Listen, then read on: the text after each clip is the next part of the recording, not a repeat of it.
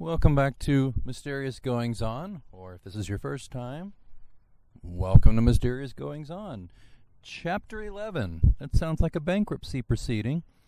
Hopefully this little episode won't leave you feeling bankrupt of the time you spent listening. Well, this is a little different. Not in the studio today. I am obviously, as you can tell probably by the sound quality, out and about. And I'm running a few errands here. And trying to get out of a hardware store, a very large hardware store parking lot, after getting the things that go along with being a homeowner in springtime, which means I needed some weed killer and I needed some seed for some bare spots in my grass.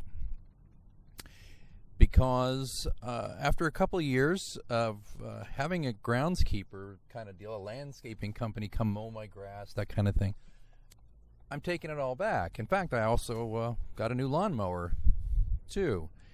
And you're going, well, gee, Alex, and by the way, I'm Alex Greenwood, your host, also known as J. Alexander Greenwood, author of the John Pilate Mystery Series.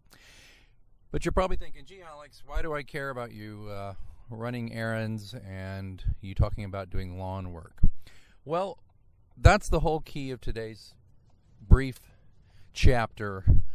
For all you writers out there, I'm very interested about writers and their process and my process, and I have found that I need time to be ruminative. I believe that's the word, to ruminate. I need time when I'm not staring at a computer screen or tempted by the internet or work or people.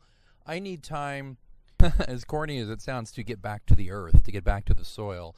And since I'm not a farmer, even though we do have a little garden as well, that's another thing we do, I do enjoy, believe it or not, mowing my own lawn and taking care of my lawn. Part of it because, pride of where you live, you want your house to look good and all that stuff. But I also just enjoy the sheer switched off notion of, when I say switched off, my brain is not switched on when I'm doing that. It's pretty simple. Turn on the electric mower, mow the grass, kill a few weeds. It's whatever you got to do. Make sure there's no trash, etc., etc. It's a good hour every week when I can do nothing but something physical. I also go to the gym several times a week, and that also is a good time for this. But what's really beneficial for me when I get to doing those things is just that my mind can just free associate and wander. Now, often I will fill the gaps in that time with a podcast, listening to another podcast, or listening to music.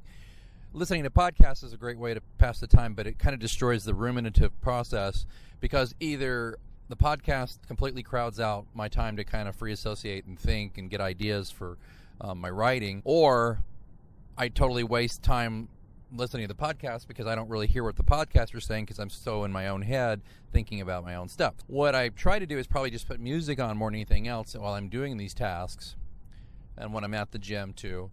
I find that that's when a lot of the stuff that's been bubbling in my subconscious kind of pops out. Now, often it'll pop out in dreams, of course, but I've found that doing manual labor around the house, even house cleaning for that matter during the winter, when I can't get out, just vacuuming the carpets and doing the dishes and the laundry, that kind of thing. All those tasks that are what I would call low mentality, they don't take up a lot of brain power.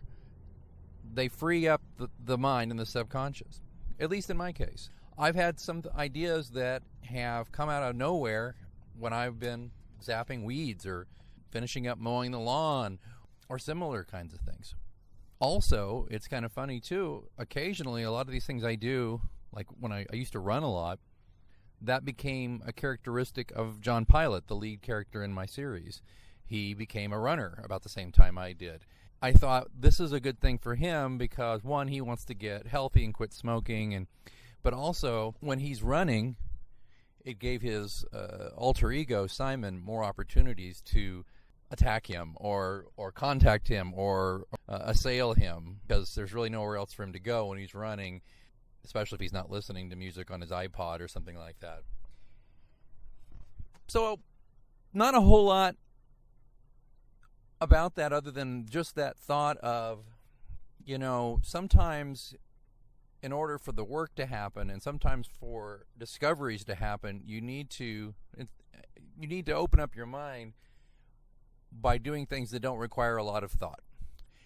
Now, maybe that is the least original thing you've heard about writing in years. I don't know, but it's just something I wanted to express while I was out and about today and thinking about writing. And I'm on the horns of a bit of a dilemma right now with some of my writing, and that's why it was kind of freeing for me to contact my landscaper and say, hey, look, you're great, but I'm going to go ahead and take care of my own business from now on. It wasn't just because of that. Part of it's landscapers are expensive, and I just realized when I did the cost benefit that I can mow my own darn lawn. Anyway, that's all I have for you this week. I know, short and sweet, right? Don't forget, if you have questions for me and my frequent guest, Jason McIntyre, we're all on the Twitter. I'm at @A_Greenwood. He's at Jason C. McIntyre. You can get a hold of him. Don't forget that. If you listened to our last episode, we'd love to hear your questions about writing or comments. Also, don't forget to visit my main website, pilatescross.com. That's PILATESCROSS.com. And, of course, all of the John Pilate Mystery Series and all my work is available on Amazon, iTunes or iBook Store, Barnes & Noble, Smashwords, all the usual places in paperback and in ebook. So please check them out. I love it, and please leave a review of my books if you like them. And one last request, please leave a review of Mysterious Goings On podcast. It takes 30 seconds, just where you if you subscribe on iTunes, just go to the page where you subscribed, click a few stars, put in a sentence about why you like the show. Sound good? Well, all right. Again, I'm Alex Greenwood. Until next time, keep reading.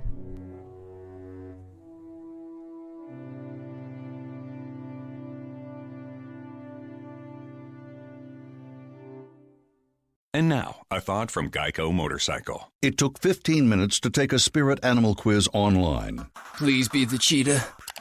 Please be the cheetah. And learn your animal isn't the cheetah, but the far less appealing blobfish. Oh, come on. To add insult to injury, you could have used those 15 blobfish minutes to switch your motorcycle insurance to Geico. Geico. 15 minutes could save you 15% or more on motorcycle insurance. And now, a thought from Geico Motorcycle. It took 15 minutes to take a spirit animal quiz online. Please be the cheetah. Please be the cheetah.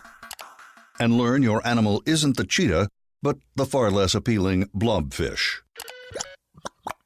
Oh, come on. To add insult to injury, you could have used those 15 blobfish minutes to switch your motorcycle insurance to Geico. Geico. 15 minutes could save you 15% or more on motorcycle insurance.